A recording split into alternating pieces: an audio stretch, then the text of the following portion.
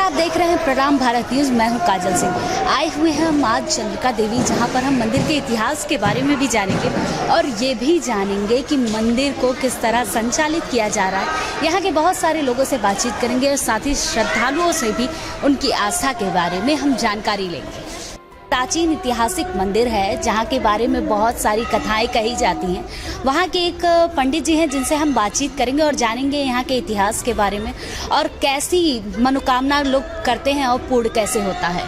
पहले तो आपका नाम जानना चाहेंगे हम। मेरा धर्मेंद्र शर्मा नाम है जी, और मैं यही कठवारा का रहने वाला हूँ। मैं यहाँ का तीर्थ पुरोहित हूँ मंदिर का, और बाबा की सेवा का अवसर पिछले 3 सालों से मैं बाबा की सेवा कर रहा हूँ जी। बाकी बाबा की बड़ी कृपा है यहाँ पर, लोगों की जो भी दर्शनार्थी यहाँ आते हैं उन पर बड़ी कृपा है।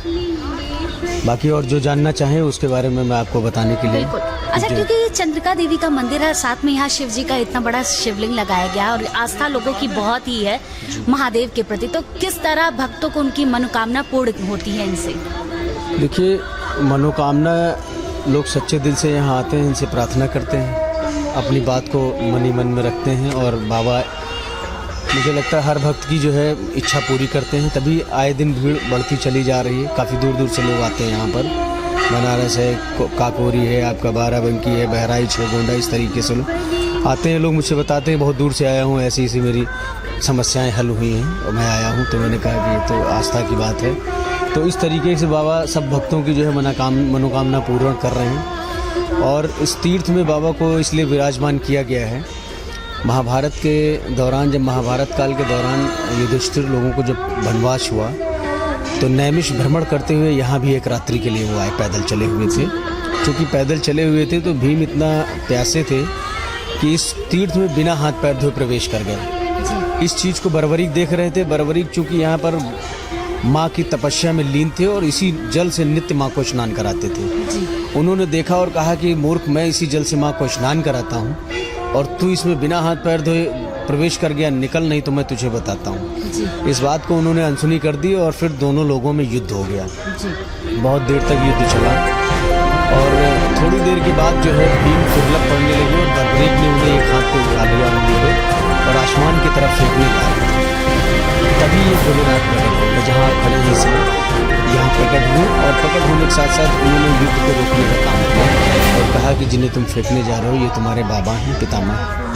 तो उस युद्ध को रोकने का इन्होंने काम किया, नहीं तो बड़ा ही अनर्थ हो जाता। ऐसा इतिहास में यहाँ मैंने पढ़ा है जी। उस दौरान इसीलिए इनको यहाँ पर विराजमान किया गया है, पूरी प्राण प्रतिष्ठा के साथ इन्हें बिठाया गया है। 2007 में इनकी स्थापना हुई थी जी, और 11 से इनके दर्शन शुरू हो गए थे 2011 में। चंद्रिका देवी में लोगों की आस्था इतनी बड़ी है कि आज हम यहाँ के कुछ श्रद्धालुओं से भी बातचीत करेंगे कि वो क्या आस्था लेकर यहाँ आते हैं और उनकी मन्नत कैसे पूरी होती है। तो सर, हम आपका नाम जानना चाहते हैं। दीपक मिश्रा।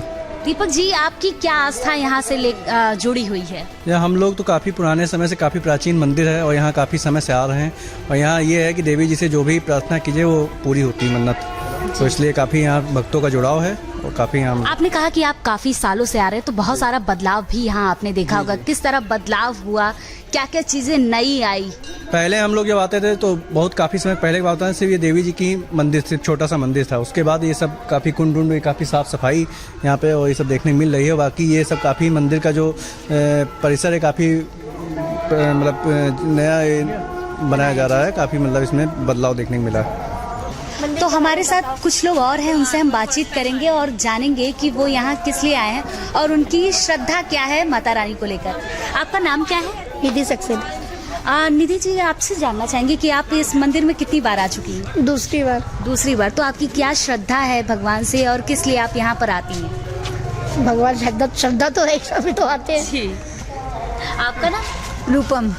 आप किस लिए यहाँ पर आती हैं और कितने सालों से आ रही हैं? बहुत सालों से हम तो यहीं लखनऊ में रहते हैं, तो बहुत बार आ चुके हैं तो यहाँ कितना बदलाव देखा है आपने इस मंदिर को? पर। जब भी आते हैं कुछ नया ही देखने को मिलता है, हमेशा कुछ न कुछ डेवलपमेंट होता ही रहता है यहाँ पर। जी हाँ। अच्छा, क्योंकि बहुत सारे लोग यहाँ पर ये भी कह रहे हैं कि ये कुछ सालों से एक ही जैसा था वैसा ही है। हाँ, हाँ। और सारे मंदिरों को इतना फंड दिया जा रहा है, इस मंदिर को अगर फंड दिया जाए तो शायद इसकी कायाकल्प हो हाँ, जाए। ये तो बात है। तो आप क्या कहना चाहेंगी, किस तरह आप इसको और अच्छा देखना हाँ, चाहेंगे? इसके घाट वाट और अच्छे से बन सकते हैं। इसके घाट अभी ज्यादा अच्छे नहीं बने, थोड़ा और इम्प्रूवमेंट हो सकता है तो घाट में। अच्छा, हम यहाँ के मंदिर के इतिहास के बारे में भी आपसे जानना चाहेंगे कि इसके क्या इतिहास है और किस तरह लोगों की श्रद्धा यहाँ से जुड़ी हुई है। श्रद्धा तो बहुत है, बहुत मानता है मंदिर की। बहुत पुरानी देवी का मंदिर है, इसलिए मानता तो बहुत है। हमने भी मानी थी, मेरी भी कई मानता पूरी हो गई तो है। क्या आज आप अपनी पूरी फैमिली के साथ माता रानी के दर्शन करने हम आए? अपनी बेटी दामाद को लाए हैं, कि उन लोगों को रानी लेकर की आए। हाँ, हाँ। बेटी दामाद सब लोग हैं हमारे। और जो भी गेस्ट आते हैं उनको यहाँ लेकर जरूर आते हैं एक बार सबको। भोपाल से आए हैं। दिल्ली से।